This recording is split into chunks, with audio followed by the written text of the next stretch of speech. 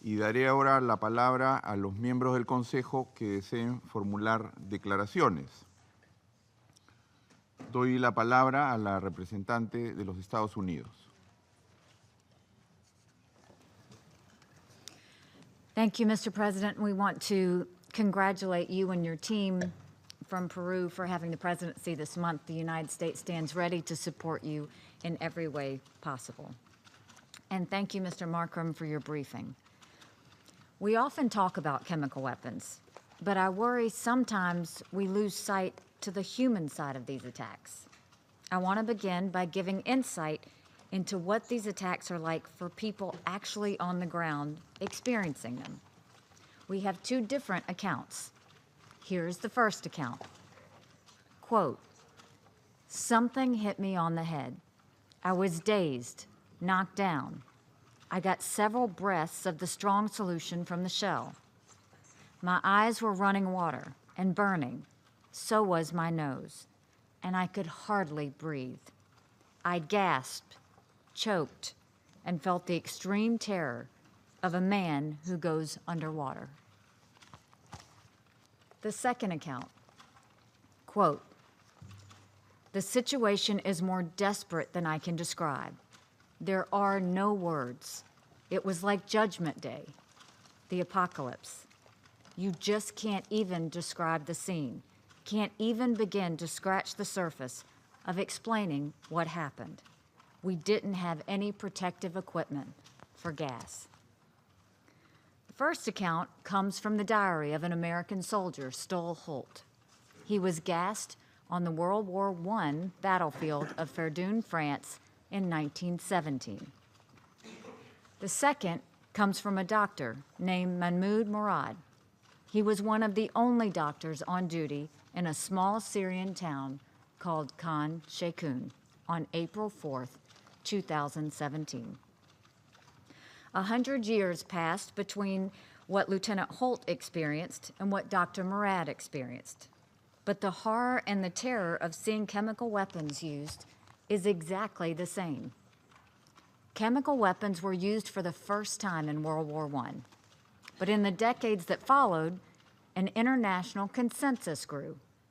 The world saw the unique destructive power of these weapons and rightly turned away in disgust. As early as 1925, the Geneva Protocol banned the use of chemical weapons in armed conflict.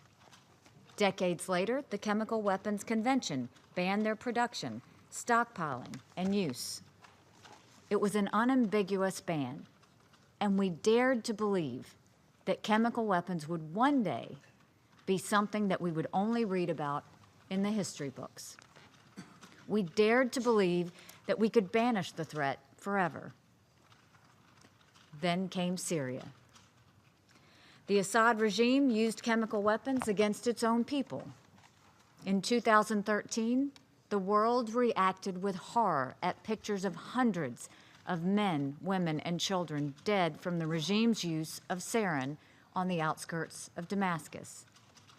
But even though we disagreed about almost every aspect of this war, once again we found consensus on chemical weapons. Our shared disgust led us to act together. In 2013, we passed Resolution 2118, mandating the destruction of the Assad regime's arsenal of chemical weapons. Then in 2015, we created the Joint Investigative Mechanism so we would know the identity of anyone who used chemical weapons in Syria. The UN found definitively that the Assad regime, as well as ISIS, were responsible. Once again, we dared to believe that despite all of our differences in Syria, the consensus against the use of chemical weapons by anyone would hold. But of course, we know what happened next. The Assad regime continued using chemical weapons against the Syrian people. One member of this council shielded the Assad regime from any consequences, then blocked us from renewing the Joint Investigative Mechanism. Our consensus broke down. The world today is a far more dangerous place because of it. The Assad regime keeps dropping chlorine bombs on innocent men, women, and children. Just these past few weeks, when the regime seized eastern Ghouta, there were credible reports of chlorine gas attacks. It's a sad fact. Just a few years ago, a single chemical weapons attack would have united us in shock and anger. It would have been enough for us to take immediate action. Now we have a regime that uses chemical weapons practically every other week. Our lack of action has consequences. When we let one regime off the hook, others take notice. The use of nerve agents in Salisbury and Kuala Lumpur proves this point and reveals a dangerous trend. We are rapidly sliding backward, crossing back into a world that we thought we left.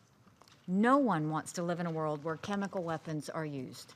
No one wants to live in fear that a colorless, shapeless gas will suddenly seep into our lungs and leave us gasping for air. If we do not act, if we do not stop and change course, this is the world we could be fast approaching. Even as the Security Council has remained deadlocked, some have stood up to demand accountability for the use of chemical weapons. The General Assembly overwhelmingly approved the creation of the International, Impartial, and Independent Mechanism on Crimes Committed in Syria, which is collecting evidence for future prosecutions. The United States also fully supports France's international partnership against impunity for the use of chemical weapons. These efforts are vital, but we must not forget that while we sit here debating chemical weapons, there are people on the front lines in Syria who are facing the terrifying reality of those heinous weapons. People like Dr. Mahmoud Murad, the doctor I mentioned earlier, who was on duty in Khan Sheikhoun 1 year ago. That was the place where the Assad regime used sarin gas in an attack that killed nearly 100 people and injured over 500 others. Dr. Murad is a humanitarian. He saw that his countrymen were in need, and he risked everything, including his own life, to help save others. Dr. Murad is no stranger to working under the toughest of circumstances. In 2015, the hospital where he was working was hit by a missile. Still, he kept saving lives. In 2016, Dr. Murad ran out the door of a hospital, hit by an airstrike, only to see the building completely destroyed by another strike that hit moments later. Still, he kept saving lives. In 2017, a missile hit the entrance of the clinic where he worked. He was hit by debris. Still, he kept saving lives. On April 4th, 2017, Dr. Murad saw the warplanes over Khan Sheikhoun just after leaving the town's hospital. And Dr. Murad did what he's always done. He told his driver to turn around and go back. What Dr. Murad saw was a living hell. One after another, the victims of the sarin attack kept coming. He recalls, quote, "A boy arrived gasping for breath, with foam coming out of his mouth and with pinpoint pupils. We washed the boy. We washed and we washed and we washed. We gave him what treatment we could and tried to resuscitate him. But he didn't make it." Even as Dr. Murad felt himself being contaminated by sarin, he did not stop. Dr. Murad was just one person with almost no staff. The hospital had almost no medicine, and much of what was left had been expired for years. But Dr. Murad did not stop. He did whatever he could to revive the unconscious, to clean off the toxic chemicals from the bodies before they died. He never stopped trying to save lives. Dr. Murad is a hero, and he has made the journey to be with us today. Dr. Murad, please stand up. Dr. Murad, we salute you for your bravery, for your courage, and your determination to help any Syrian who is in need. Dr. Murad is here today to be an inspiration to all of us. He works to save lives of the Syrian people even after living through missile attacks and airstrikes, even after being gassed at Khan Sheikhoun. Dr. Murad does not stop. He does not give up. And if he's not going to stop, we must not stop. We must not stop working to rid this world of chemical weapons and holding account anyone, anywhere, who uses them. We have done this before. We have committed to a world without chemical weapons. We have signed the treaties banning them. We have destroyed stockpiles. We have launched truly independent and impartial investigations to know who was responsible for using them.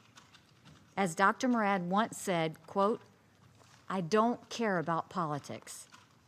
What he wants is for the world to speak out about the suffering of the Syrian people and for us to do our jobs and make the suffering stop. We owe him and the Syrian people that much.